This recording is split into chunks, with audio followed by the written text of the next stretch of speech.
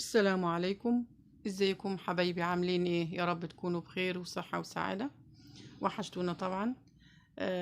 معانا كده أكلة سريعة وبسيطة، مش هتاخد مننا وقت ولا مجهود. وطبعا الخضار مش هننسى نعمله ونطبخه. هنعمله كده بطريقة سهلة وبسيطة، مش هياخد مننا وقت ولا مجهود يعني. هنسمي الله وهنصلي على الرسول عليه الصلاة والسلام. معايا حوالي ربع كيلو من البسلة، معايا معجون الطماطم، معانا البهارات بابريكا وفلفل أسمر وشوربة فورية، ومعانا سكر وملح، معانا حباية بطاطس جزراية وبصلاية وسط. ده كل المكونات اللي هنستخدمها. طبعا لو انتوا عايزين تزودوا الكمية طبعا زودوا، دي الكمية تكفي نفرين أو 3. مع قطعة البطاطس والجزر والبصل، قطعتهم مكعبات كده. معايا صينية، أو لو في طاجن ممكن تحطيها في طاجن. معايا كده نزلت بالبطاطس والبصل، وهنزل كده بالبسلة، وانزل بالسكر والملح، ومعانا طبعا البهارات، معجون الطماطم، واقلبهم مع بعضهم كده لحد ما يندمجوا كده ويشرب البهارات مع البصل وكل حاجة تشرب من بعضها. طبعا هنزل بحوالي 3 معالق من الزيت، ويستحسن يكون زيت ذرة، يعني زيت ملوش ريحة، عشان بس ايه طعم الاكل وريحته ونفسه. مع نزلت كده بنص كوباية من المية، وهقلب كل المكونات مع بعضها. ومعايا حباية طماطم واحدة قطعتها مكعبات صغيرة هنزل بيها، ومعايا قطعتين من اللحمة. طبعا عايزة تزودوا او تقللي ده حسب رغبتك. دول طبعا عشان الكمية تكفي بس 3 انفار.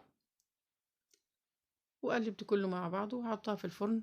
طبعا الفرن تمسخناه، وممكن تحطيها وتولعي على الفرن، دي عادي برضو لانه مش معجنات ولا كيكة تخافي عليها. حطيتها في الفرن وولعت على الفرن وسبتها مع نفسها.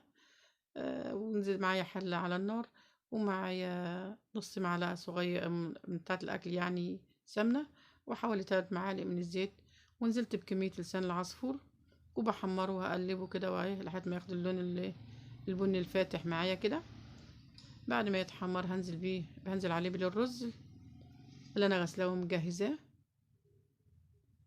بعد ما انزل بكمية الرز كلها هقلبه كده تقليبتين. طبعا مش تنسوا الملح، لان طبعا الرز من غير ملح طبعا مش هيكون حلو. معايا كده معلقة صغيرة من الملح، او اقل من المعلقة الصغيرة، يعني مش مليانة قوي. طبعا انا معبراها كده، انا خدتها بالنظر، ممكن انت تعبري لو انت تعيرها كده بالمعلقة لو انت مش عارفة كمية الحاجة. وبقلب كده الرز واشوحه تشويحة كده لحد حلوة كده لحد ما يتغلف بالمادة الدهنية. معايا كده كل كوباية رز كوباية مية، ده طبعا الرز المصري. انزل عليه بكوباية المية، واقلبه كده والم اي رز كده على حرف الحلة، واقلبه كده واغطي عليه، واسيبه لحد ما يغلي معايا. بسيبه بس لمدة حوالي ما تكملش 5 دقايق يكون غلي معايا. يا دوبك هعمله كده بالمعلقة، اقلبه كده بالمعلقة وافتحه كده تفتحتين كده.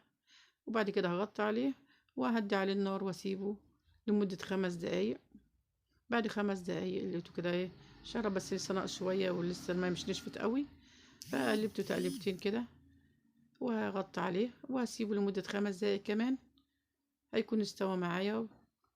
وبعد 5 دقايق طبعا قلبته كده زي ما انتوا شايفين، لقيته استوى ومعايا بجهز، ومفيش اي مية، مفيش اي مية فيه ولا حاجة. ورز ومفلفل عادي. طبعا بتهدي النار عليه وتسيبيه. غطيت عليه كده وطفيت عنه النار. طلعت الصينية من الفرن، طبعا كانت استوت ومعايا كل حاجة جاهزة.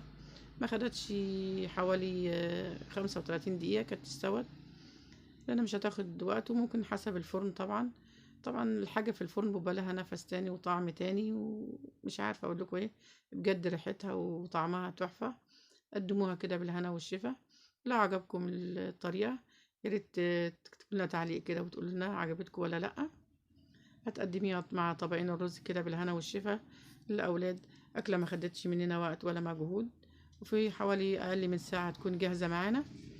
ولو عجبكم الفيديو ما تنسوش اللايك والشير، واكتبوا لنا كومنت حلو كده، ومع السلامة، ونشوفكم في فيديو